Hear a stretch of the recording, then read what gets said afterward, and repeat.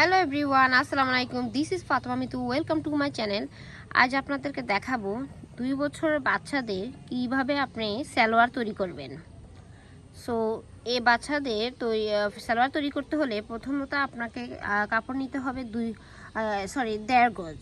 এখানে আমি কাপড় নিয়েছি 1.5 গজ। সো এখানে আমি যেহেতু বাচ্চাদের সালোয়ার একটু চিপা করে হলেও হবে, সো এখানে আমি 2 ভাঁজে নিয়েছি। হ্যাঁ, কাপড়টা প্রথমত আপনি 4 ভাঁজে নেবেন। এখানে 4 ভাঁজে কাপড় আছে, আর এই পাশে একটা সালোয়ার হবে, আর ওই পাশে আমি একটা সালোয়ার দিয়েছি। এখানে 2টা সালোয়ার আমি তৈরি করতে পারবো। 1.5 গজ কাপড়ে আপনি 2টা সালোয়ার তৈরি করতে পারবেন 4 ভাঁজ কাপড় করে। সো দেখেন, আমি এখানে আগে দাগগুলো দিয়ে দিয়েছি, আপনারা দেখেন। এই পাশে একটা সালোয়ার হবে, ওই পাশে আপনার বাম পাশে একটা সালোয়ার হবে। সো দেখেন, এখানে ফিতার মাপে আমি আপনাদেরকে দেখাচ্ছি। এখানে লম্বা আছে 22 ইঞ্চি।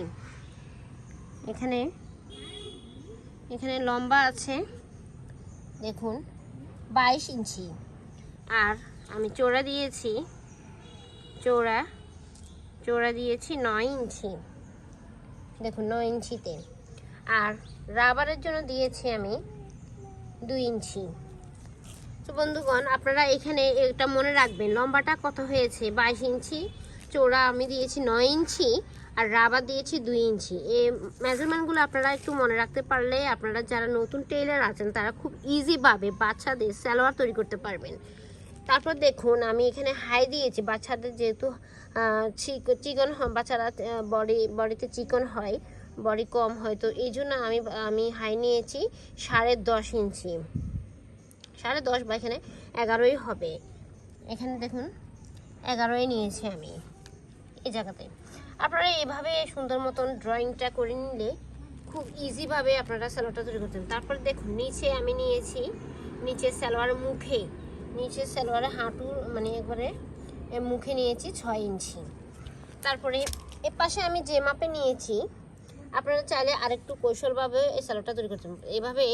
এভাবে এর পাশে ভাঁজ দিয়ে এভাবে চাপ দিয়ে দিলে এই দাগগুলো ওইখানে আবার উঠে যাবে। তাহলে দেখবেন আপনি একই মাপে 2টা সালোয়ার একসাথে আপনারা তৈরি করতে পারবেন। এটা খুব ভালো একটা টিপস আপনাদেরকে দিয়ে দিলাম।